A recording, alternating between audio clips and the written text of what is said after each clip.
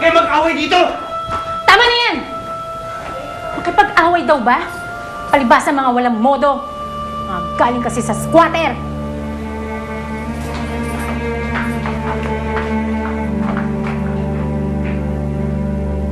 Oh my God! Nangyari yon? Yes, ma. Hindi sila nakaporma sa amin. Oh, ano?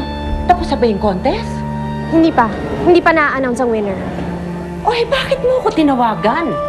Baka mamaya manalo pa yung Maita na yan. I'm sure kaya siya sumali sa contest na yan dahil kailangan niya ng pera para pampiyansa sa ina niya. Just make sure na hindi siya mananalo, ha? Dahil ayoko makawala yang si Amparo sa kulungan. Sisiguraduhin kong hindi mananalo si Maida. Very good. Ay naku, napakamaldita talaga ng magkapatid niyo. Tama! Naku, kung napaaga-aga lang ang pagdating namin dito, hindi talaga namin sasantuhin yung kapatid na bruhang yun. Ayos ka lang ba? Wala akong isipin. Salamat. Alam mo, Maita, huwag mo na isipin yung nangyari, ha? Hindi naman yun ang iniisip ko eh. Iniisip ko ngayon kung paano pa tayo mananalo.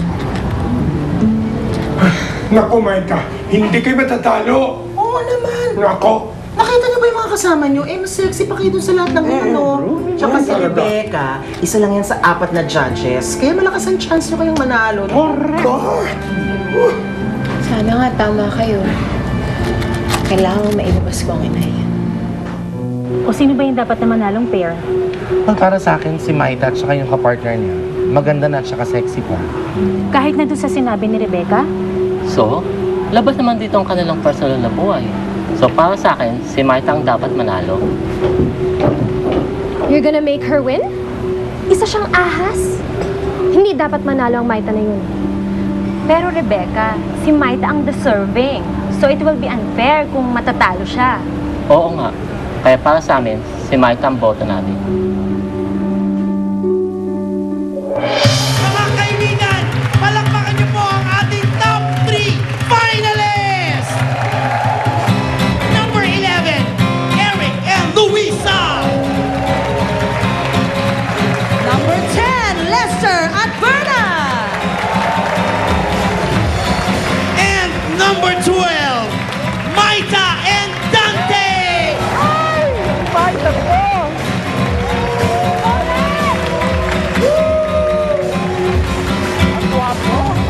Isang pares lamang po ang mananalo sa gabing ito at magkakamit sila ng 15,000 piso! Ang laki niya! Sino kaya ang mananalo?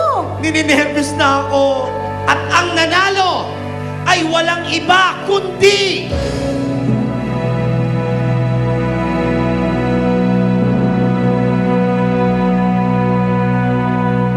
Si Manny marunong bumasa ng mga galaw ng kanyang kalaban.